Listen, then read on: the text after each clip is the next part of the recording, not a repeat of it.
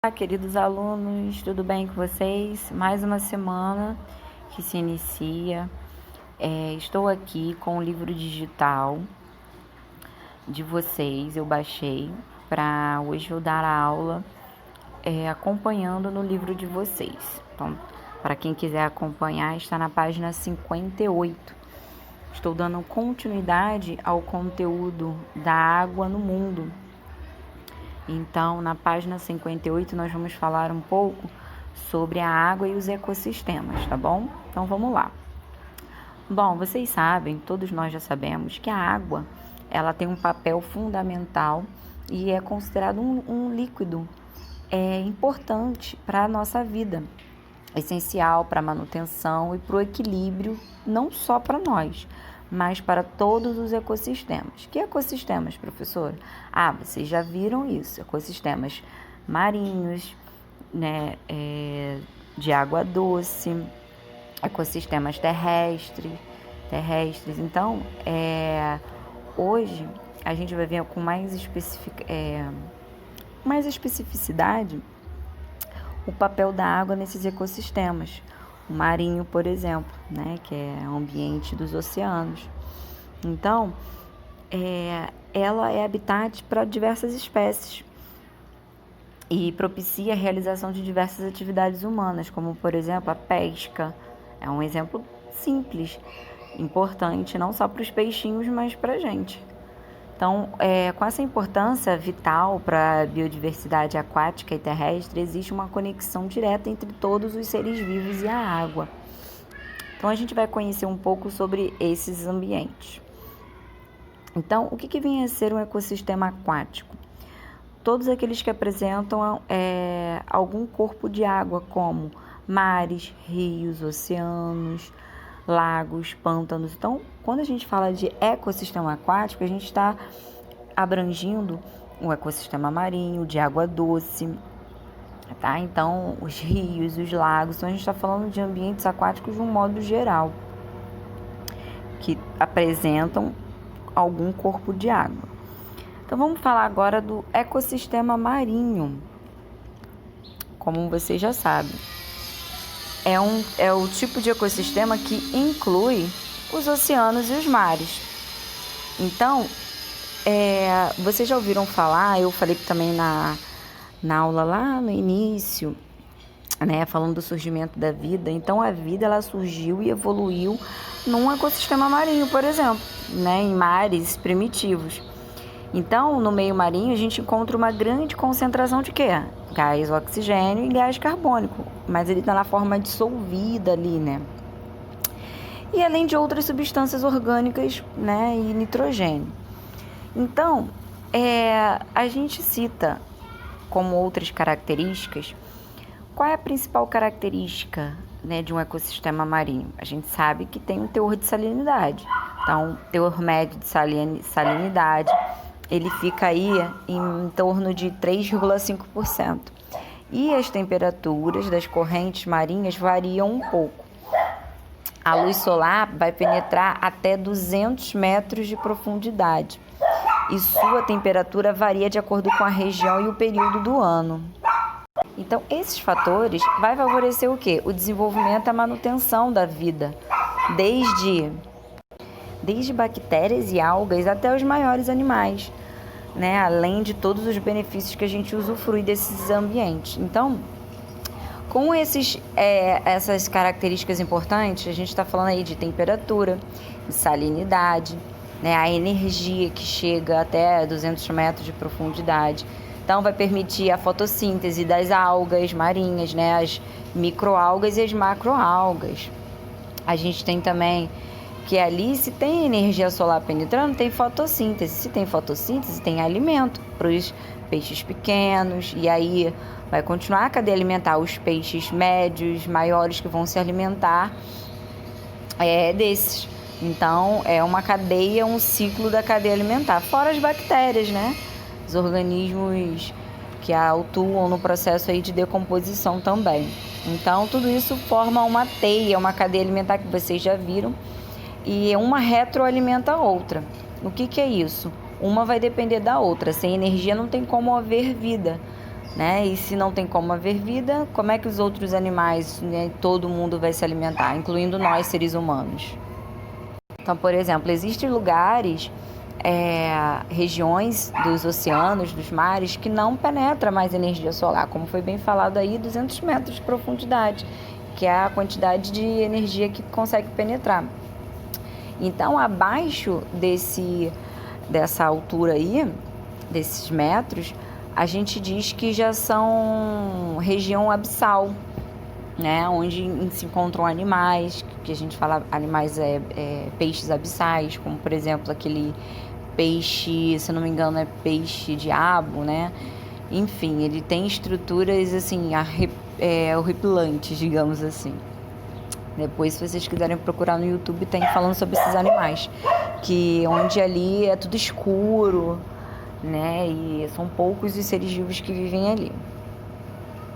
Agora vamos falar um pouquinho dos serviços ambientais dos oceanos.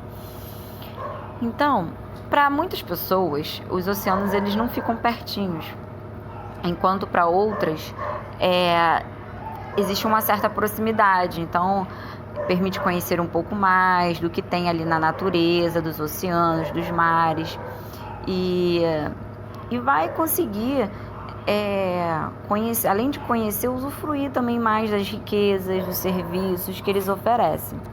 E saber também a importância no equilíbrio do planeta, né? Qual a importância desses ecossistemas. Então, o que são os serviços ambientais? São esses benefícios que as pessoas obtêm da natureza, direta ou indiretamente, por meio dos ecossistemas, a fim de sustentar a vida no planeta. Então, a gente sabe que, por exemplo, a pesca é uma delas, né?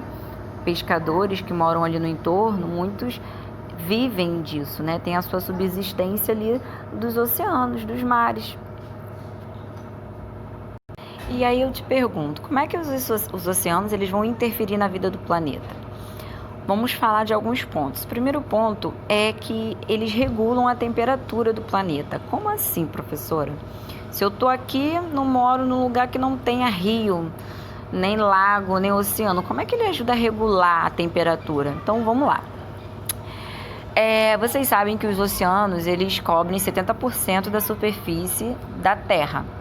Tanto que é chamado de Terra, Planeta, Água, que quando a gente olha de longe as imagens de satélite, a gente observa muito o que é mais água do que terra. E vai receber radiação solar diretamente, então a luz vai penetrar.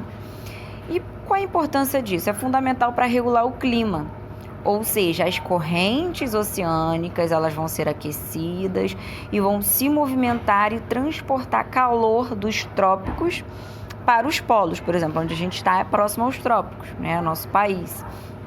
E aí essas correntes elas vão fazer a circulação dos trópicos, de onde a gente está, por exemplo, para os polos, os lugares mais frios. Então vai contribuir para amenizar o clima global, pois atua diretamente na atmosfera ao redor. Então, além disso, a maior parte da chuva que se forma no planeta resulta da condensação de água que vai evaporar dos oceanos. Esse é o fenômeno que atua diretamente no ciclo da água. Então, a gente diz que os oceanos, eles são o pulmão mesmo do mundo. Então, por exemplo, a chuva que cai onde a gente mora, ela vem dos oceanos. Dando exemplo, vem lá da Amazônia. Os rios, das florestas lá da Amazônia, da evapotranspiração, onde os vegetais eles transpiram, eliminam água em forma de vapor. E aí, esse vapor ele vai se condensar nas maiores altitudes. À medida que esse vapor ele sobe, ele se condensa porque vai se resfriando lá em cima. Com isso, essas gotículas, esse vapor de água, ele vai se tornar tão pesado, que esse vapor, essas nuvens vão ficar tão pesadas que elas não vão mais se sustentar lá no alto e vai cair. Só que vai cair aonde? Não necessariamente no lugar onde foi evaporado. Por exemplo, na Amazônia. Essas nuvens que foram se formando ali na Amazônia, tá? Nas águas, nos rios, lagos, nas florestas, os ventos, as correntes vão trazendo para onde? Para outros cantos. Então, aí vai ali, passa por exemplo, tô dando um exemplo, tá, gente? passa também boa parte dessa água, ela vai passar ali pela Cordilheira dos Andes, vai vir aqui para a parte do sul, né? Boa chuva vai cair próximo a São Paulo, Minas, enfim, tô dando um exemplo de como é esse ciclo. Então, a água que a gente tem, que cai aqui, a água da chuva, ela foi formada onde? Longe. Só que os ventos, eles foram trazendo essas nuvens carregadas e aí elas foram caindo para cá. Eu acho que até cheguei a dar um exemplo disso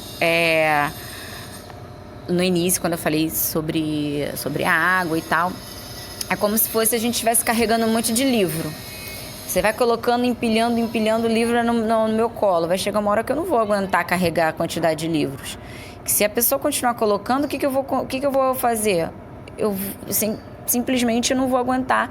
E esses livros vão cair da minha mão. Mesma coisa a chuva. A chuva nada mais é do que o resultado da condensação do vapor de água dessas gotículas. As gotículas foram se juntando lá em cima. Foram se resfriando.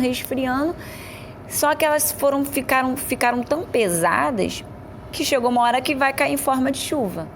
Não aguentou e vai cair. Então, é um fenômeno que mais uma vez eu vou repetir, ele é resultado.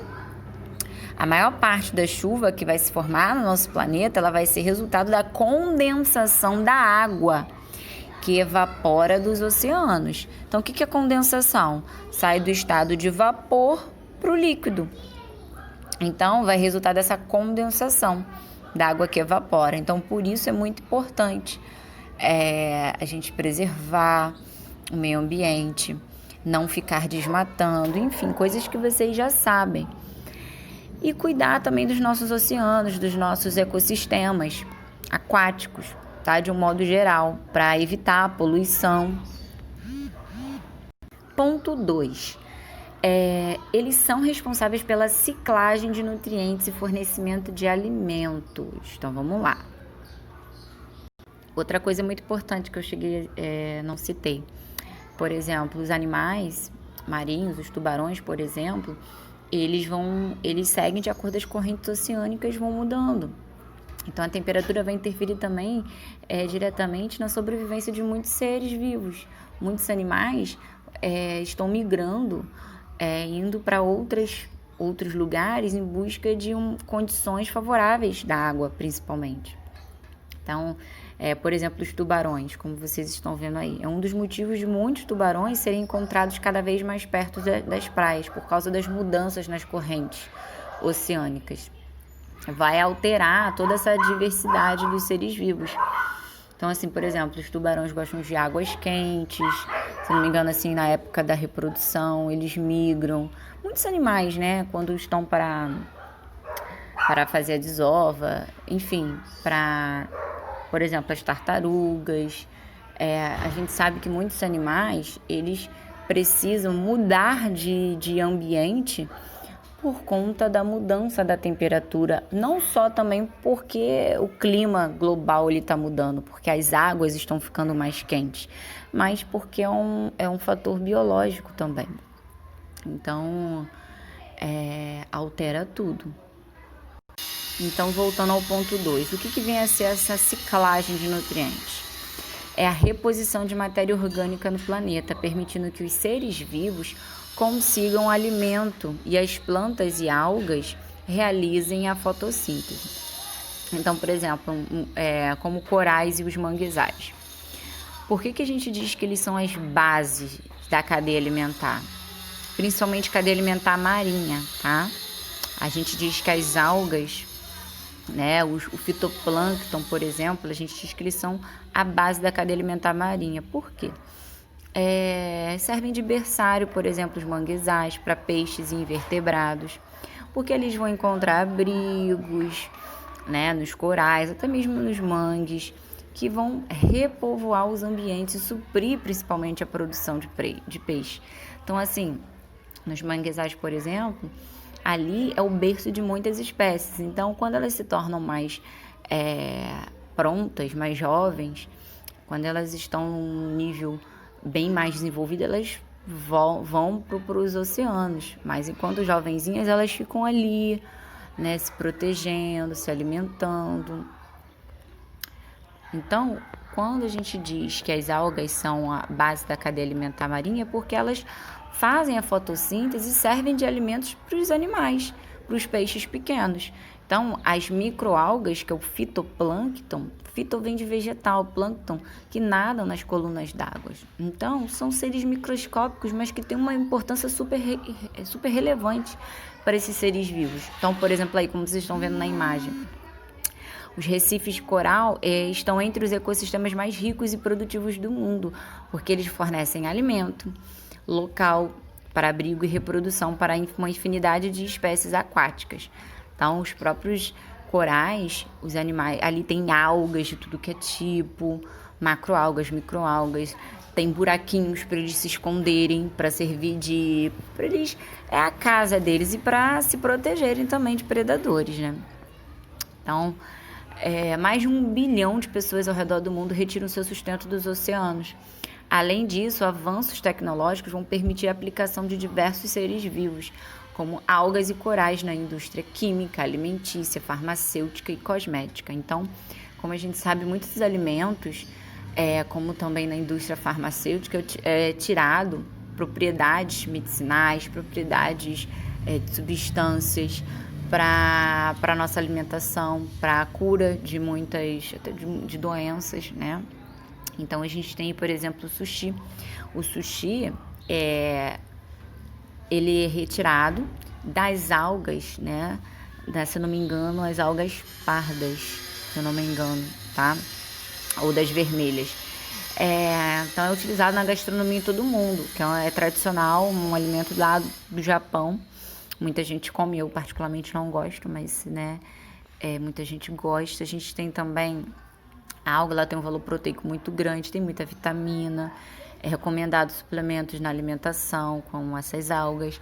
Inclusive, existem gelatinas à base de proteína vegetal, tá? Retirado das algas, as algas vermelhas, por exemplo, se eu não me engano, a vermelha.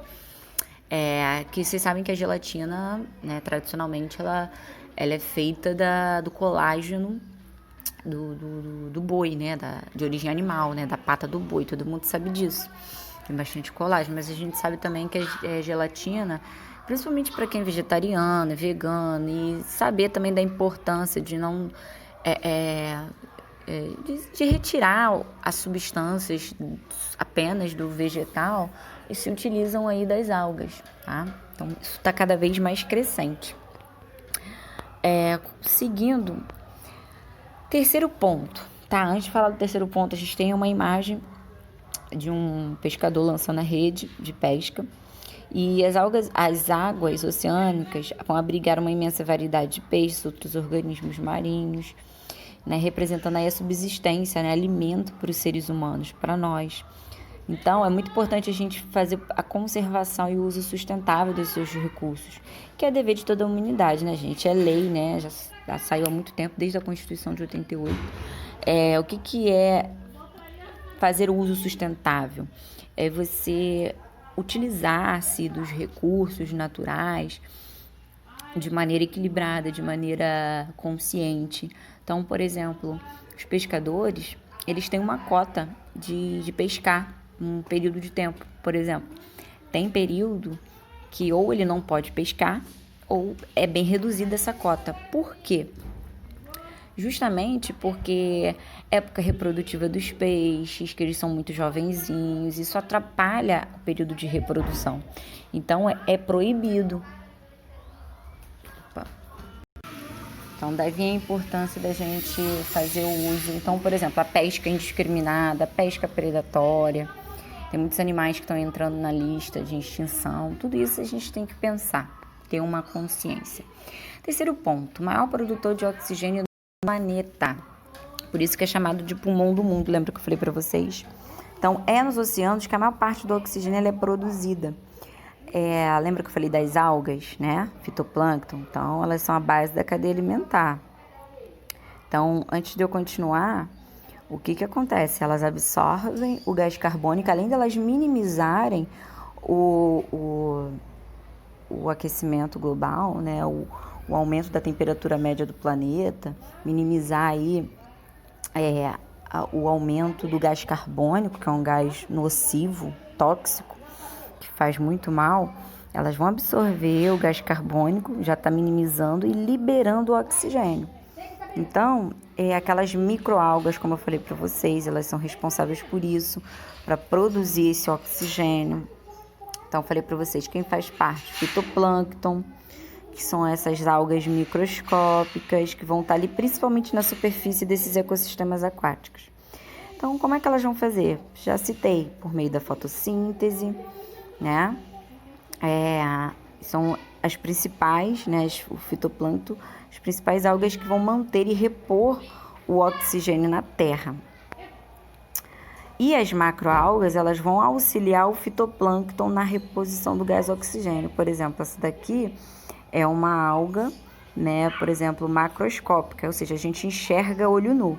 Diferente da microscópica, que a gente só vê no microscópio, e elas são muito lindas, tem de diversas cores, tamanhos, formas, mas essa daí é basicamente uma macroalga, e é chamada de floresta de kelpis. Essa floresta de kelpis é abrigo para muitos animais também, pode ver que ela forma como se fosse uma floresta mesmo no fundo dos oceanos, tá? Então, E tem as florestas, como eu falei também, tem a função de repor o oxigênio e retirar o gás carbônico. A mesma coisa, tanto na água quanto na terra, né? Os vegetais, de um modo geral, eles vão fazer isso, repor o oxigênio. Minimizar as concentrações de gás carbônico, CO2, retirar e liberar o oxigênio, tá? Portanto, gente, eu costumo sempre falar para os meus alunos, gente, quando vocês forem para um lugar onde é muito sombreado, por exemplo, cachoeiras, florestas, trilhas, onde você vê que tem muita mata ao redor, respira bastante, que o ar ele é puro. A qualidade do ar ela é comprovada pura. Por quê?